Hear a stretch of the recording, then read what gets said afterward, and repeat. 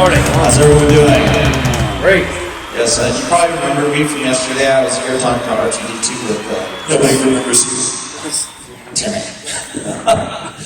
Yes, Leonard Lee. I'm the executive analyst at NextCurve, and I'm not going to go too deep into my background because Jeff, yesterday, he did a wonderful job of providing me with an illustrious intro.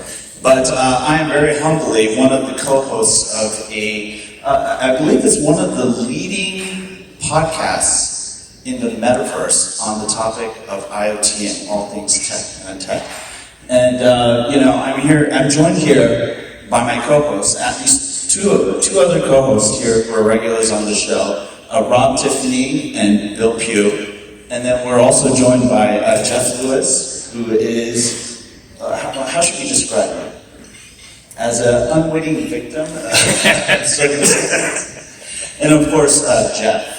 Who was kind enough to invite us to basically have an IoT Coffee Talk here on the topic of equity, digital equity, and the other underserved community. And so we're going to really focus on rural agriculture, or the agricultural communities, as well as disadvantaged communities in urban areas.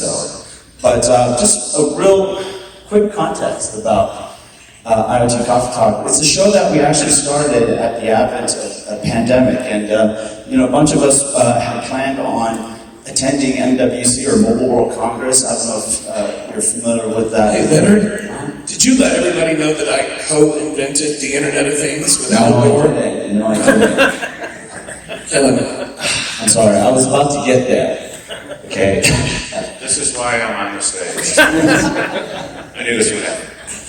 Yeah, well, so we started the show at the advent of the pandemic, and really the reason why we started the show is because we just wanted to hang out, and so it evolved into a program that we've, I can't say that we really developed it, right? It just kind of evolved into what it is today.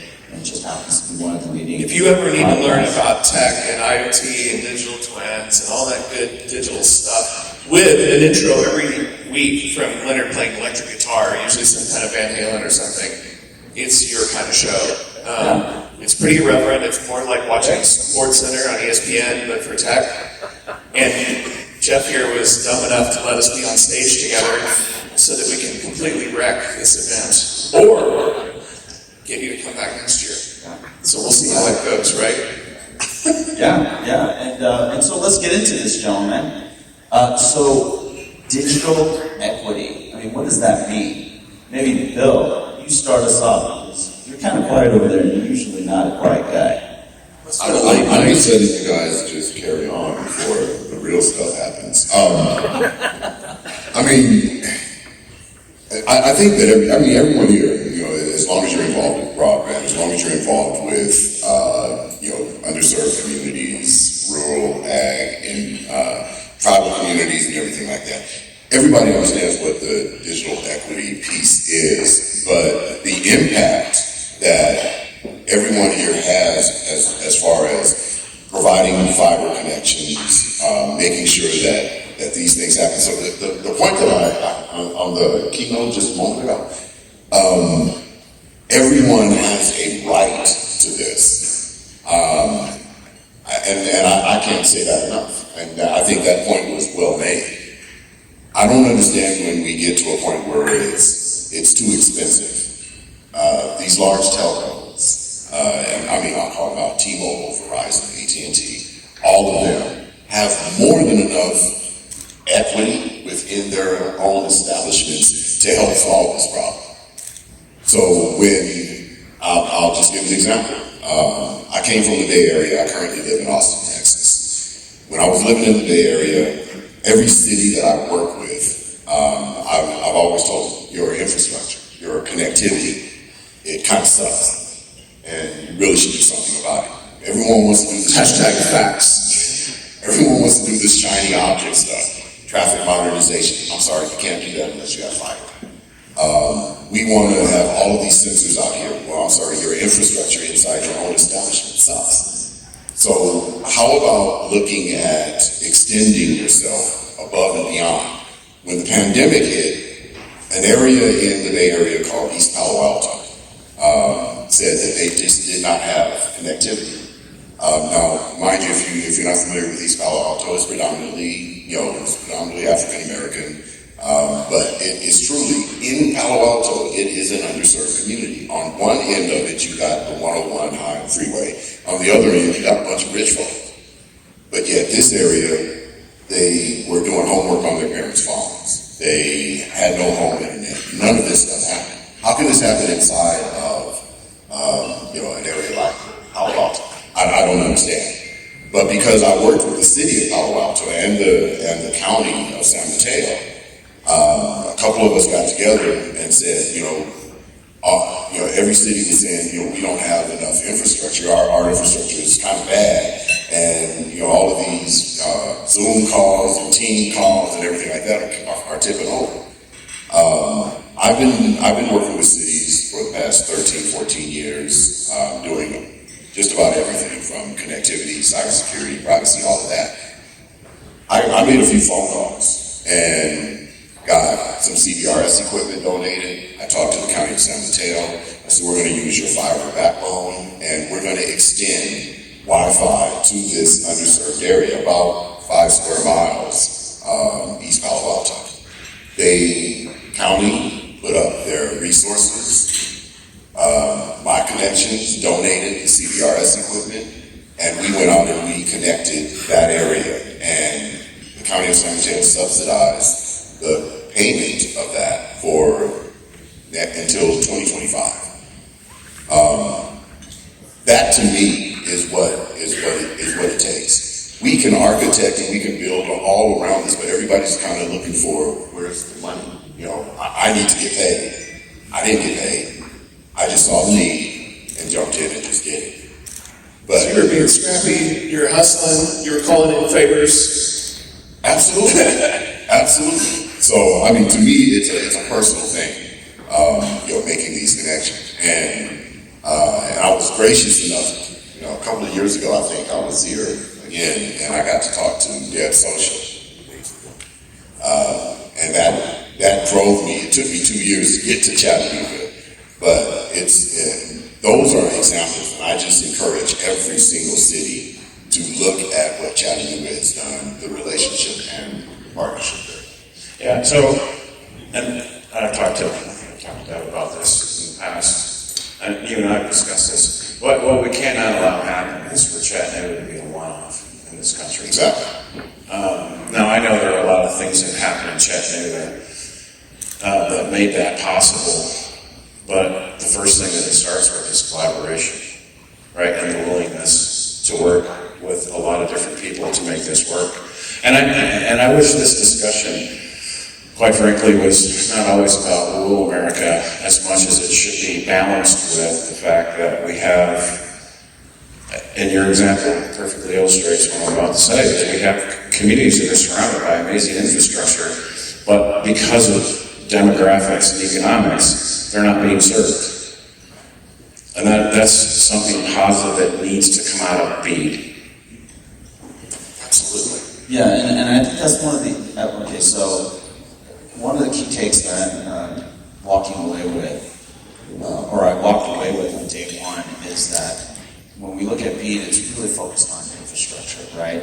And when we talk about equity, it transcends just the build out of infrastructure. And one of the things that we were talking about earlier was how it's important for the recipients or the consumers and customers of the services that are delivered through these infrastructures to be able to get utility out of them. And that means endpoint devices, right? Devices having affordable CPEs or customer premise equipment that's affordable to be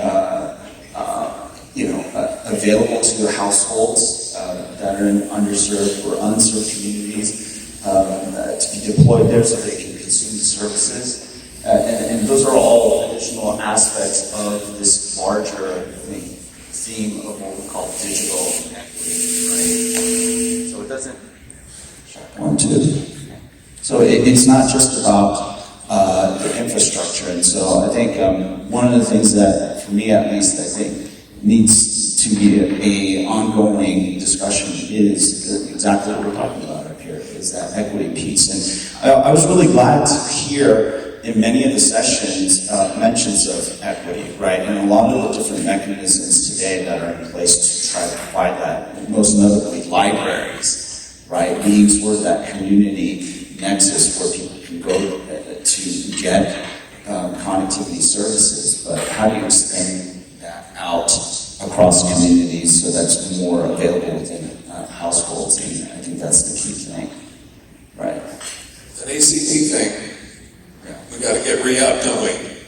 I'm encouraged from the senator yesterday, but I know there'll be, there's always fights inside the Beltway over allocating funds and everything, but you're right, you can bring out the infrastructure, but if people can't afford it, it doesn't do anybody any good. Yeah, I wanted to. I think so. Yeah, I was on the ACP program. We help out a lot of small cities, and one of the biggest needs that we see is we do surveys. One example is up in Washington, is where they have over 15,000 people that would be eligible for the ACP program, but only about 1,200 are taking it. So what's the difficulty there? It is not just getting infrastructure there. The infrastructure is there. What we need to do is educate those communities to be able to take advantage of that. That to me is I'm very passionate about that, because that to me is a big disconnect. And we're also recommending that you get those devices out there. And we're recommending to all city governments, usually at the end of the year, they take their old equipment, they surplus it. Don't do that. Donate that to somebody. Go refurbish it and get it back out to your community to get those people access, the equipment to access the internet. Yeah, that's great. And you know what? We're geeks up here, right? And on IoT Coffee Talk, we talk about technology. And one of the things I want to do is ask you, Jeff, and you, Bill, in particular, about the options out there.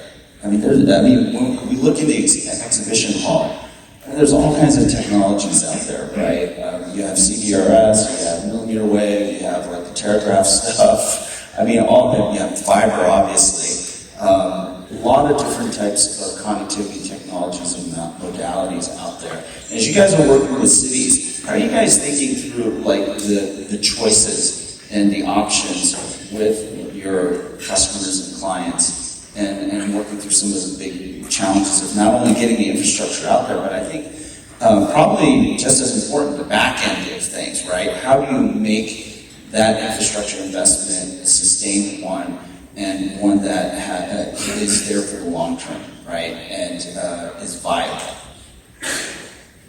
I think. Well, so first and foremost, I think it's an understanding that tech is not the answer; it's an enabler. It's a method by which you deliver the services. Part of it is, if you take a step back, you've got to go back and look at the funding vehicles. Funding the infrastructure is one thing. Public-private partnerships, sure, it sounds good, very difficult to do. But funding the operations, because that stuff gets out there, and who operates it? So now you're talking about sustainability. Yes. So I talk to cities about the stuff that's not sexy. It's really not, but it's necessary to build a sustainable foundation for delivering services. Because isn't that the thing that cities are supposed to do? They're supposed to deliver services. But it's failing the majority because they're not leveraging the vehicles. So many cities I talk to, they say, we can't do that, we don't have the funds. And I'm like, well, there's 125 different programs that are sitting out there that you can leverage, but we don't know about. Okay, well, you don't want to know about it. You can architect around a lot of this stuff, and a lot of people will tell you that the way that I do things, I don't ask permission. I'll ask for forgiveness later, and we'll do things differently.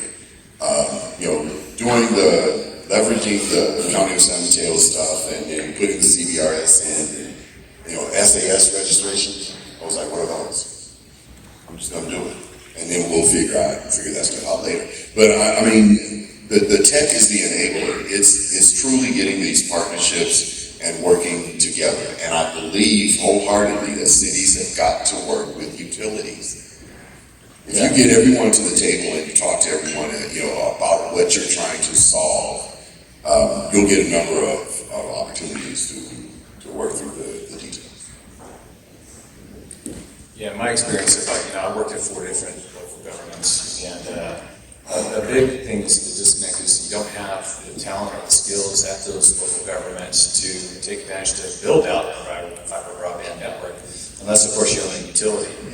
So my experience is you have somebody who leads that, and collaborative effort is the best one. The best solution I've ever seen was 4 school districts, 2 cities, a county, and a private sector partner. And with that, they built out a tremendous fiber infrastructure that could be used now in the schools. The police department could be able to see the schools' cameras, so it improved public safety in the community. The schools were able to use that fiber wireless out in their neighborhoods where their kids could access the internet. So that collaboration is key to doing that, and extremely important to making that work. And so what I recommend is, and I work with a lot of small cities, and they simply don't have the staff to do that. So my recommendation is, well, this funding, get it to the cities, let them build to the unserved areas, but find a good private sector partner that they can work with that will support it. Because they have the teams, they have the customer service, it's 24/7, they have the teams that can maintain it and keep that up and running, and that to me is a great solution. So, if I could just add a point, you were talking about technology, and certainly you said it's an enabler, and I agree, but I will say this, wireless technologies, is Gary still here? I might get in trouble.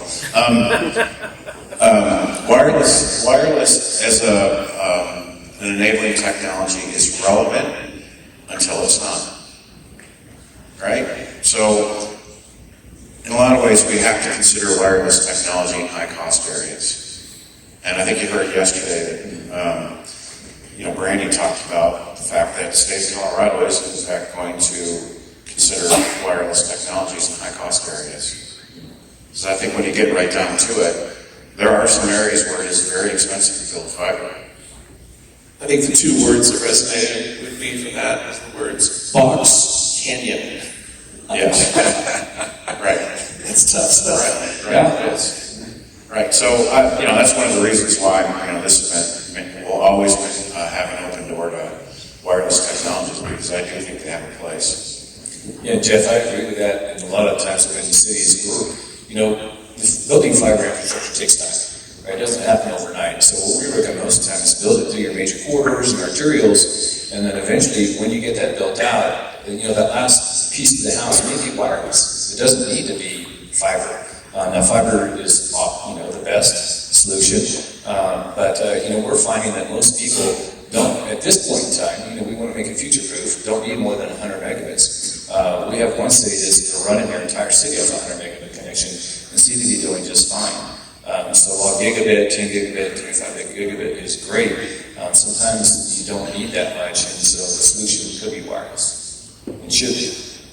So hey, Rob, you find yourself out in the sticks quite often, right? In the rural agricultural areas. So how do you see the role of wireless out there, where it really is kind of tough and expensive to run? I feel like I have to apologize for being a wireless guy. But don't forget, wireless is made up of wires. You're just hiding. This is true. Yeah, you were talking about getting to unserved areas, whether it's urban areas or small towns, but then there's the giant swaths of the country called farms and ranches. And boy, that's a tough nut to crack. And does it make sense? There's this notion of, obviously all the talk of this event has been fiber everywhere. Well, maybe fiber near the farm or fiber near the ranch, but when you have hundreds or thousands of square miles of sometimes empty space, and it could be fields of corn or apple orchards or cattle ranches, typically wireless is going to have to be your solution out there. It feels like a big giant box canyon out there.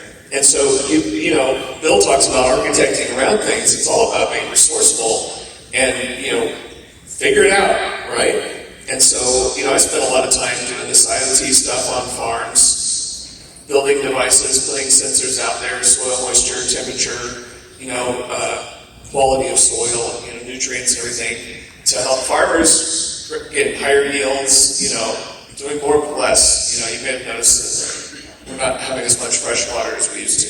And it's a little hot in here lately. And so there's some problems to deal with out there, so we can put food on people's tables. So when I'm out there, though, we're using things that probably aren't talked about very much at this event.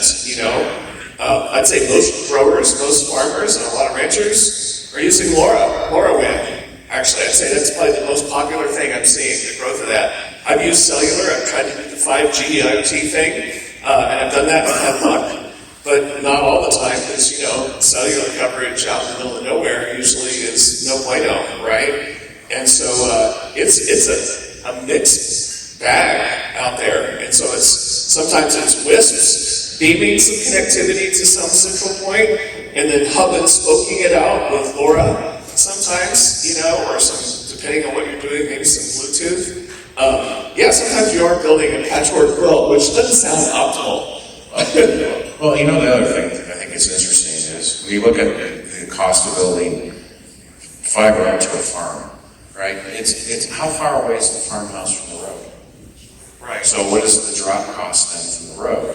And does that become untenable in terms of cost? Right. Show me the business case for that. That's the answer that you get. Right. Show me the business case for that. And I think that that's absolutely ridiculous. Yeah. No, it is ridiculous. And so, to your point, it's either get to the farmhouse, get to the packing house, get to the whatever main headquarters, and then probably hub and spoke it out to the rest of the land.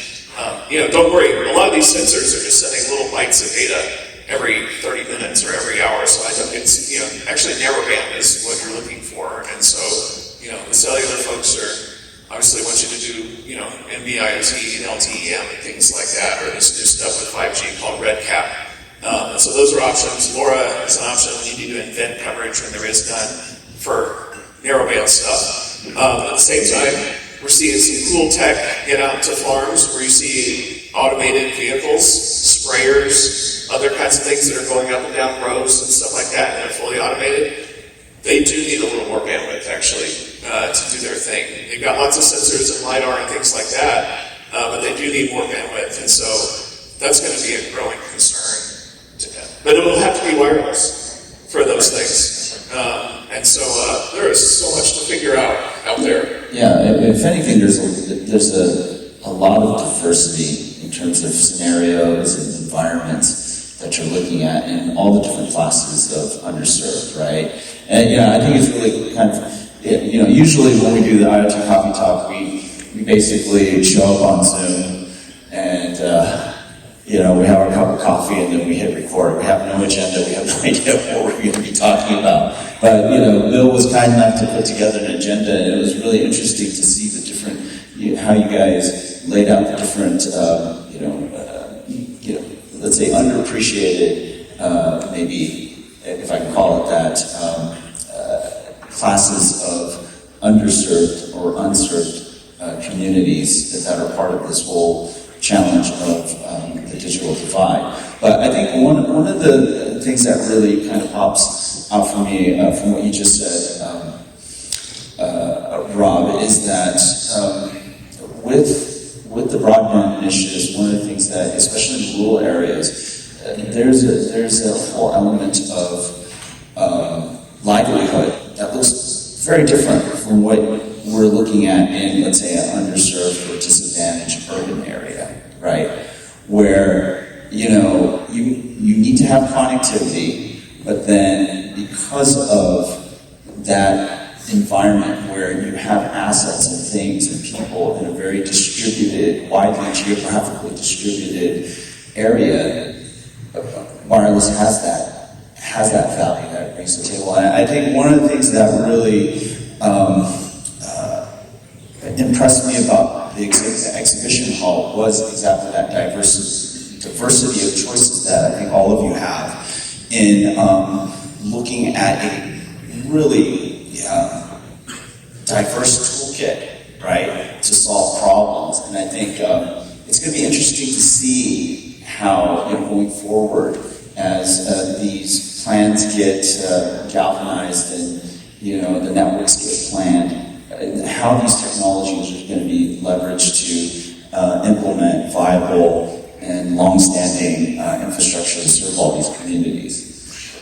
I wanted to ask Jeff a question, since you work a lot with cities. Do you find it a bit of a challenge with the fact of,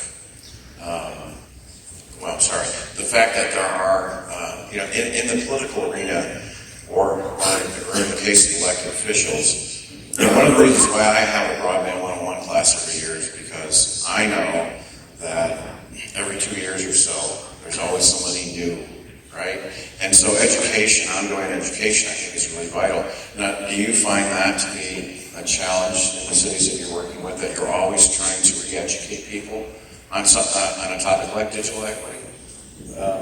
Yes, and it seems like most are not interested in that. I'm sorry, from speaking from working at 4 cities, the council members are very interested in fixing potholes because they understand that, right? They're interested in helping their friend out that has a problem at their house. A lot of these times when I try to preach broadband, well, we can't afford that because we have to fix these other things. So now there's a lot of broadband funding out there, and it's becoming more relevant to them. But still, there's a lack of education. Some city managers don't understand at all. Bill and I are working with one city manager in the central or the area that doesn't seem to think it's important at all. Or smart city technologies is not important. So you got to get the education there, and you got to get that, get them up to speed on it. And there's also a disconnect from the city manager's office to the politics, the council members. I was always been a strong proponent of broadband. In fact, I built it at 3 cities I worked at. I continue to help small cities and other cities out with that. And you go in there, and the city managers don't want you talking to the council members.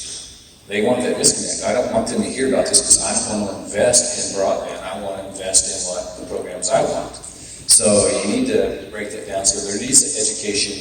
Probably need to have the city managers and the council members in the room at the same time, so you get everybody on the same page and tell them how important it is and make sure that is driven home. But there's also a host of oxymorons, right? I mean, cities and city managers and everyone that operates within the city will tell you that they want to make data-driven decisions. So take the notion of building out fiber in these communities. And they'll say, well, here's our map data. Well, first off, my question is, do you have GIS? Do you have a GIS department? Do you have GIS? Anyone doing GIS work? Number of cities? No, we don't. Then how are you going to show me a map? Census block data. From what? 2020? Your city hasn't changed from 2020 to 2023. And this is what you're using to tell me that, oh, and by the way, we don't have a new service. I mean, if I don't recognize them, then they don't exist. So, I mean, the granularity, you want to make data-driven decisions, and the granularity of data that you have is a block. I mean, there's so many other things that we have to fix that are foundational to actual execution that, I mean, nobody really wants to talk about those things. Yeah, that's like IoT 101, right? I mean, that's that visibility. It's like you don't know you have a problem if you can't see it, right? Then, well, the other thing that I worry about longer term is we're having debates over technology delivering broadband, whether it's fixed wireless, 5G, fiber, or even satellite for that matter.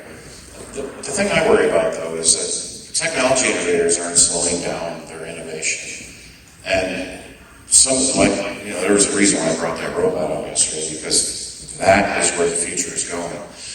And my concern is that if we're not careful, we're going to create another divide in this country. And it's really going to be a technology-based divide where people who don't have access to robust connectivity, forgetting about the enabling technology that delivers it, they're going to be left out. So if you think about it today, if you go out and apply for a job, the days of sending in your resume are over. The days of filling out an application are probably over. Everything's done digitally. Now what happens if you don't have access to that? So So then you can't compete. You don't find jobs in the newspaper anymore? No, I don't think so. But so that's troublesome. And I think where healthcare is going at some point, healthcare is going to be in the home. Now, if you're economically challenged, does that mean that you can't have access to that same healthcare? That's what they're saying, though, right? Yeah, that's what they're saying. Show me the business. Show me the business case for reaching these people. I mean, so I look at it and I say the agricultural community. I mean, it's not a secret. That's an underserved dollar shot. But show me the business case. Yeah, how about no farmers, no food? Oh, that sounds like a good business case. Right? I mean, so and telehealth is paramount. It is going in that direction. And if you don't have connectivity, I'm sorry, we're not recognizing you. And that's just not an answer. It's not an answer. So I'm looking at, again, the infrastructure bill and the notion of the funding vehicles, but the funding vehicles have ratchets in them that don't allow you to actually deliver the solutions. So, I mean, great, we have 125 vehicles that I can use. Do I have to use like 7 or 8 of them in order to actually do this? It's not doom and gloom, but it's recognizing that there is an absolute problem with delivering the enabling technology that's actually going to get these underserved communities connected. Yeah. Can I come up with like a really ridiculous consulting buzzword? Please Can I do that? Yeah, well, you're a ridiculous guy, so. Yeah. Societal modernization. And that's really what you were getting at, Jeff. And I think that's really important because anchored, or what is built on top of that is, quality of life. Well, I mean, that's kind of like what government is there for in a way, right? Is to ensure a basic quality of life and then providing a floor. And then when we look at, outside of just the United States, right? A lot of people like to talk about, China and maybe even South Korea, right?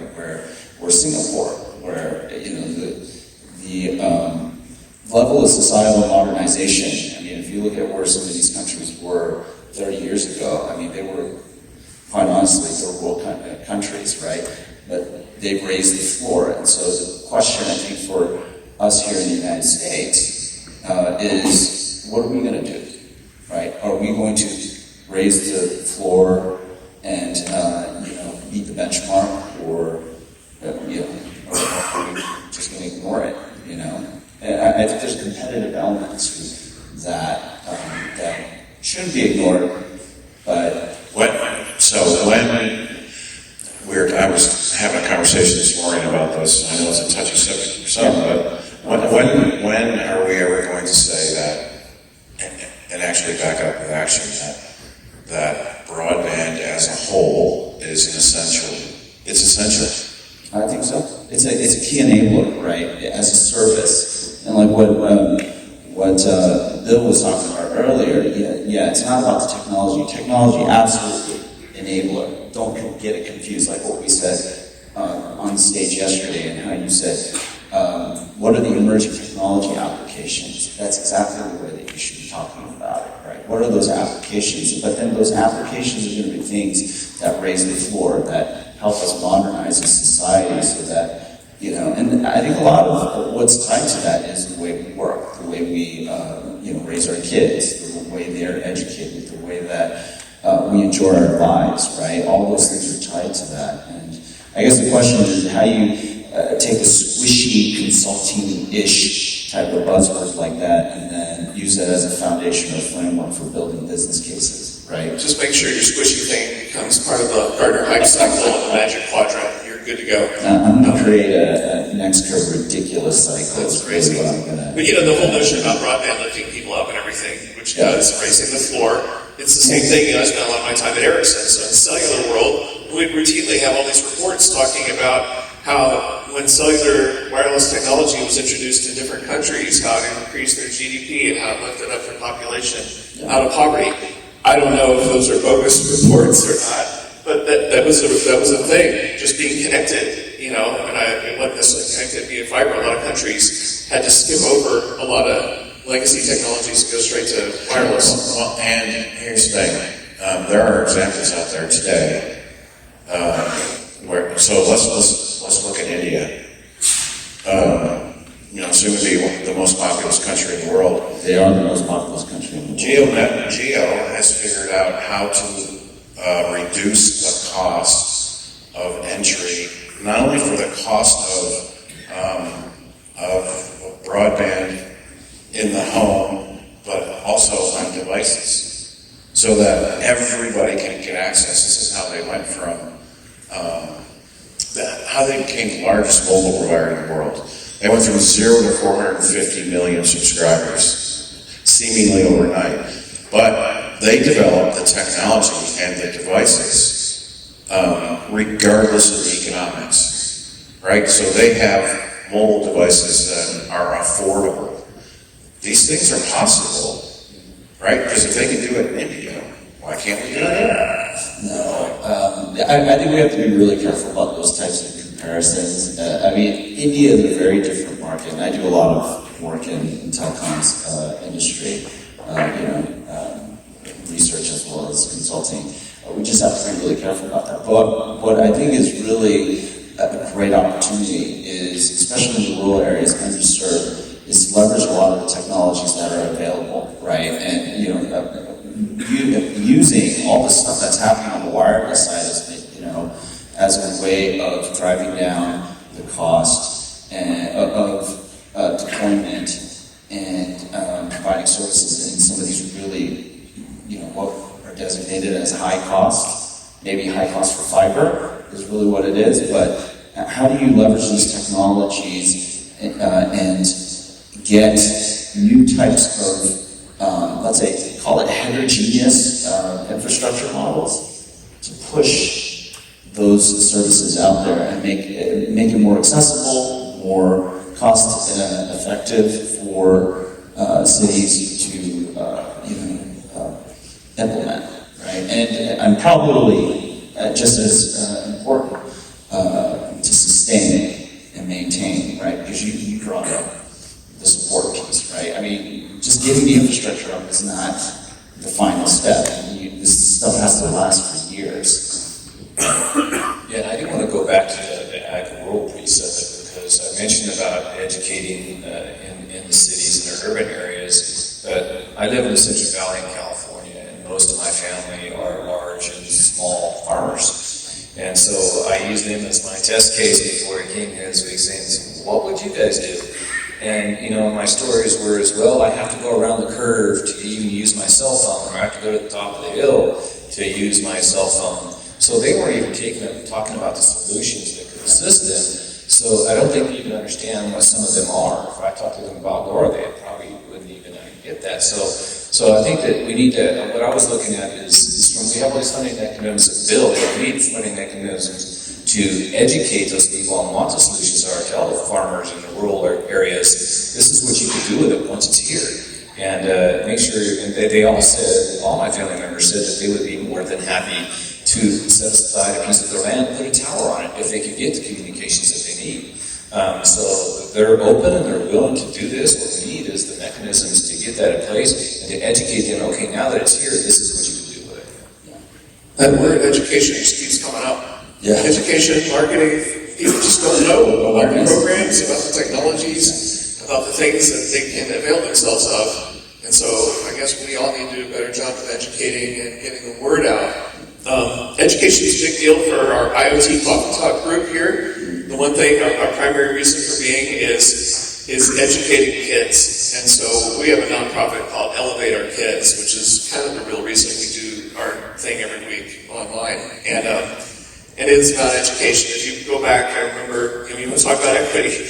Beginning of COVID, remember they shut down all the schools and they sent all the kids home and they said you're going to have to go to school online. Well, what did we discover? Wow, a lot of kids don't have laptops or whatever. And so we started this foundation, this nonprofit, started raising money to get, laptops, Chromebooks, whatever we could into the hands of these kids. And so that's kind of been our reason for driving us. And And so you mumble and stumble along the way, we get laptops to school districts and stuff like that, and that's been great. And then we stumble upon the whole connectivity problem. Oh, there's a bunch of kids whose families don't have internet at their house. And so, yeah, that's a thing. It doesn't help you have a laptop if there's nothing to connect to, right? To go to school online via Zoom or whatever, or Teams or whatever you're doing. And so we worked with, Project 10 Million at T-Mobile, to get the little MiFi hockey puck things into their houses. And that's just us hustling and being scrappy and just trying to cobble something together as quickly as we can to help an underserved, community, under-resourced communities. And it's broad, and so, yeah, there's a lot of work to do. We talked about this telehealth medicine, and who knew we were going to get slapped in the face with online education being such a broad, widespread thing, And it's been a mixed bag. My wife's a school teacher. She's got a lot of stories. Yeah. And think about the impact of that deprivation, not having the ability to connect for these kids. And, or there's studies that indicate that the kids that fell behind 2 years education and something ridiculous like that, right? I mean, They've fallen, look at test scores all across the nation have just plummeted. Yeah, I'm sorry, that's catastrophic. Yeah. That's not funny stuff by any stretch of the imagination. So, there's obviously real implications of not being able to provide connectivity to underserved and unserved areas. And I think, looking at all these different classes of underserved and all the different environments, looking at the technologies, innovating, I think that's the other thing, is can we innovate, right? And Bill, I want to ask you, because you tinker with this stuff all the time, what are we seeing on the innovation front to make stuff happen? Because, once this BEAD stuff, the funds get released and people start committing to building things out, we gotta think innovatively, don't you think? No, absolutely. I think it's above and beyond just the notion of laying fiber, right? Because once you lay the fiber, then what? And part of the case for deployment of the fiber, not only in the urban but in the rural and ag areas, is looking at how you build on top of that. It's the vehicle for delivering the services, and making the case around that. Now we're going to stay away from the funding vehicle piece of it just for a moment, because you get shut down. You go and you apply, and you should get it, but then you're told no, you don't qualify. But building on top of all of that is where I think the true value comes. For the city, creating the operational efficiency for delivering the services, all of your digital services become real, and you're not worried about that. But the partnership along with the utility helps to offset the cost associated with the deployment of the fiber. It also increases the visibility in terms of the operations of the city. So the innovation, not invention, there's a difference between the two, but the innovation is the collaboration and actually coming together to truly solve the problems that exist. So building up that business case that says a horizon chart over time is we're going to deploy this fiber, not necessarily fiber to the farm, but we're going to build around that, and we're going to get some of that wireless solution in. We're going to connect these kids, we're going to connect the schools, we're going to connect the libraries, and we're going to build out public Wi-Fi. So these are the things that are built upon by the deployment of the fiber. So innovation in terms of process and people. Okay, we're almost out of time, so Jeff, final word. I think that innovation. I'm going to go back to this funding piece. Okay. I'm going to go back to the funding piece because my concern is that I work with small cities and rural cities, and they're trying to apply for the last mile grant. They simply don't have the staff or time to do so. They don't have the knowledge to do so. They're leaning on people like me and Learn Design Applies and Grant Writer that helps in those areas as well. But they're still struggling. In the application, you have to have security knowledge. You have to have these in place. You have to have a strategic plan in place, but you have to have a business plan in place, and it's all due by September 29th. So with that, these small cities and these rural cities they're having a struggle with this. Their city managers want it. Their staff are overworked already, and now they're having to put this application in. So somewhere, to me, there needs to be some understanding that not all the small rural areas have the ability to put all this together in the timeframes they're allotted. And if they get, we had one city that applied for the ladder grant, and at last, they applied, they were like the next one in line to get it before the funding ran out. And, so they were like, well, how come we didn't get this? Well, the funding ran out. So now my feeling is that these small cities are going to have the same problem again, is they're going to struggle to get these things in place. So to me, the funding mechanism needs to be made easier, or at least they need to assist small rural cities in how to get these things completed, not just say, here's an application, fill it out, and turn it in. Awesome. Well, hey, that's all the time we have. We hope you enjoyed our rant, and I really apologize that I didn't get to perform a little bit of Van Halen on my guitar for you guys. Maybe next year. But yeah, please, check out our show. It's at www.iotcoffeetalk.com, and also, Rob here is modeling our T-shirt here. If you'd like to donate to Elevate Our Kids to help, bridge the digital divide for kids K through 12 and underserved and unserved areas, please consider donating. We really appreciate it. But if you're not into charity, but into fashion, you can order this beautiful T-shirt and look as cool as we do up here right now. Time to go. Okay, all right. Now, everybody, thanks so much.